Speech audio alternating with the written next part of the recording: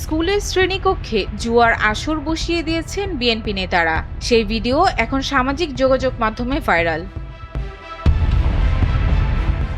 জানা গেছে, দীর্ঘদিন ধরেই বিদ্যালয়টির শ্রেণীকক্ষে জুয়া ও মাদকের আড্ডা বসানো হয়। এতে এলাকার প্রভাবশালী হিসেবে পরিচিত বিএনপির নেতারা জড়িত।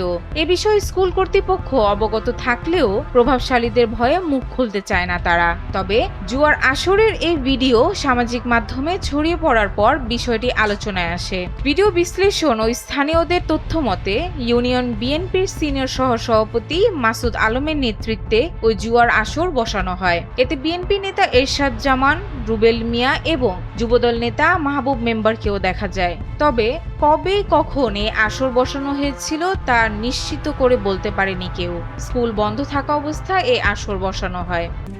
RICL TMX, যুগের পর যুগ স্থাপনা থাকে মজবুত। জানা গেছে, ঘটনাটি কুমিল্লার ব্রাহ্মণপাড়ার দুলালপুর সরকারি প্রাথমিক বিদ্যালয়ের। গেল মঙ্গলবার এই ঘটনার ভিডিও সামাজিক মাধ্যমে ছড়িয়ে পড়ে। তবে এই ভিডিও কবে ধারণ করা হয়েছে তা নিশ্চিত হওয়া যায়নি। অভিযোগের বিষয়ে ব্রাহ্মণপাড়া উপজেলা বিএনপির সাধারণ সম্পাদক আমির হোসেন বলেন, ভিডিওটি আমাদের নজরে এসেছে। ঘটনার সত্যতা যাচাইয়ের চেষ্টা চলছে। আমরা একটা আদর্শিক সংগঠনের রাজনীতি করি। আমাদের নেতাকর্মীরা এ ধরনের নেতিবাচক কাজে জড়িত থাকলে দলের ভাবমূর্তি নষ্ট হয়। এ বিষয়ে তদন্ত করে সাংগঠনিক ব্যবস্থা নেওয়া হবে। ব্রাহ্মণপাড়ার ইউএনও মাহমুদা জাহান বলেন, বিদ্যালয়ের শ্রেণীকক্ষে জুয়ার আসর বসানোর সঙ্গে জড়িতদের বিরুদ্ধে আইনি ব্যবস্থা নেওয়া হবে। পাশাপাশি জবাবদিহিতার আওতায় আনা হবে নিরাপত্তা প্রহরী এবং প্রধান শিক্ষককে।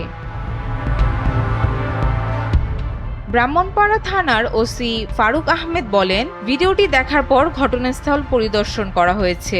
জড়িতদের শনাক্ত করে আইনি ব্যবস্থা নেওয়া হবে। এদিকে ঘটনার পর জুয়ার আসরের সঙ্গে জড়িতদের মোবাইলে কল করা হলে কেউ রিসিভ করেনি। তাসমিন আক্তার, NPB।